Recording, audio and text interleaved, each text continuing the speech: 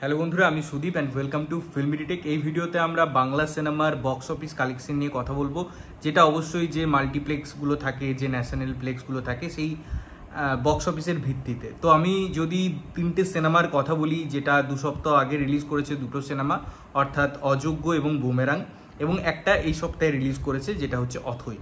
তো অযোগ্য সিনেমাটা অবশ্যই একটা ক্রেজ ছিল, কারণ ঋতুপর্ণা প্রসেনজিৎ এই জুটি 50তম সিনেমা, অবশ্যই কৌশিক গাঙ্গুলির সিনেমার একটা আলাদা ক্রেজ থাকে, এটা আমি বারবার বলেছি। তো আমি যদি মাল্টিপ্লেক্সের কথা বলি, সেখান থেকে 2 সপ্তাহে কালেকশন উঠে এসছে 57 লক্ষ টাকার কাছাকাছি। এবারে এই কালেকশনটা কিন্তু খুব ভালো কালেকশন। আমি যদি অন্যান্য বাংলা সিনেমার নিরিখে কথা বলি, যে সিনেমাগুলো বক্স অফিসে আসছে, যে সিনেমাগুলো রিলিজ করছে, সেই জায়গা থেকে একটা ইন্ডিপেন্ডেন্ট বাংলা সিনেমা যেটার মধ্যে এই পোটেন্সিয়ালটা ছিল ভালো বিজনেস করার, এবং সেই জায়গাটা কিন্তু দেখতে পাচ্ছি। এবারে মাথায় রাখতে হবে, এই সিনেমাটা কিন্তু অনেকগুলো সিনেমা হলে মুক্তি পেয়েছিল, আমি যদি মাল্টিপ্লেক্স চেনের কথা বলি। কিন্তু এই সিনেমাটা একটা যেখানে কাজ করছে না, সেটা হচ্ছে সিঙ্গেল স্ক্রিন। কলকাতা কেন্দ্রিক বা ওইসব এরিয়ায় যে সিঙ্গেল স্ক্রিনগুলো আছে সেগুলোতে তবু চলছে, বাট মফস্বলের ক্ষেত্রে কিন্তু আমরা সেই বিজনেসটা বা সেই ছাপটা দেখতে পাচ্ছি না। যদি সেই বিজনেসটা আসতো তাহলে হয়তো সিনেমাটা আরও ভালো গ্রো করতো। যদিও এই শুধু 57 লক্ষ টাকার যে কালেকশন, আমি যদি ওভারঅল কালেকশনের কথা যাই, সেটা আরও ভালো হবে। এবারে যদি আমি বুমেরাংয়ের কথা বলি, বুমেরাং 2 সপ্তাহে 22 লক্ষ টাকার বিজনেস করেছে শুধুমাত্র এই মাল্টিপ্লেক্স চেনগুলো থেকে, যেক্ষেত্রে আবার যদি বলি পুরো উল্টো সিনারিও অযোগ্যর থেকে। বুমেরাং কিন্তু মাল্টিপ্লেক্সগুলোর ক্ষেত্রে অনেক কম শো পেয়েছে, অনেক কম সিনেমা হল পেয়েছে।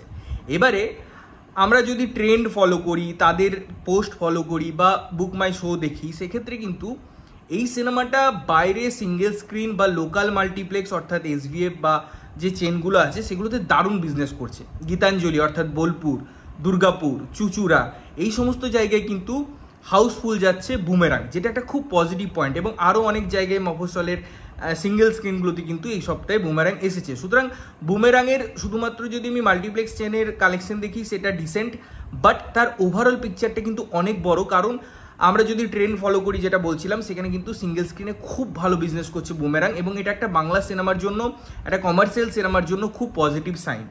এবারে যদি আমাকে অথৈ নিয়ে কথা বলতে হয়, যেটা আগের সপ্তাহে মুক্তি পেয়েছে, সিনেমাটা আমার কেমন পার্সোনালি লেগেছে সেটা আমি রিভিউতে বলেছি।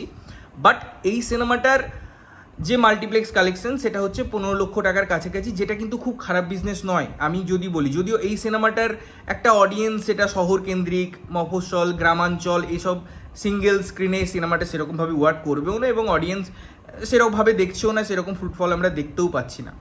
আরেকটা ব্যাপার মাথায় রাখতে হবে, বুমেরাংয়ের কিন্তু সেই অর্থে কোনো স্পেশাল স্ক্রিনিং, প্রিমিয়ার, এগুলো অত বৃহৎ পরিসরে হয়নি, বা এগুলো হয়নি। যদিও অন্যান্য সিনেমার ক্ষেত্রে আমরা দেখতে পেয়েছি সেগুলো হচ্ছে।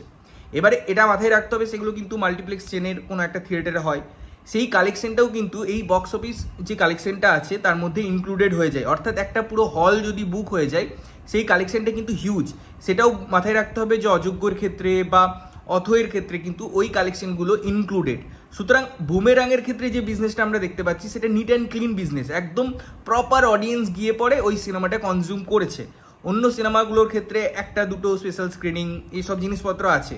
তো সেই বিজনেসগুলো যদি মাইনাস করি, তাহলে পরেও সেই সিনেমাগুলো ভালো বিজনেস করছে, এমন নয় যে একটা হিউজ ডিফারেন্স হয়ে যায় দুটো প্রিমিয়ারের ক্ষেত্রে। বাট হ্যাঁ, একটা ডিফারেন্স তো হয়ই। তবে আমার মতে তিনটে সিনেমাই একটা ভালো দিকে এগোচ্ছে। যদি আরও স্পেস পায়, আরও জায়গা পায়, আরও যদি কিছু সপ্তাহ চলে, তাহলে পরে কিন্তু সিনেমাগুলো ভালো পোটেন্সিয়াল রাখবে, ভালো ফ্রুটফল রাখবে।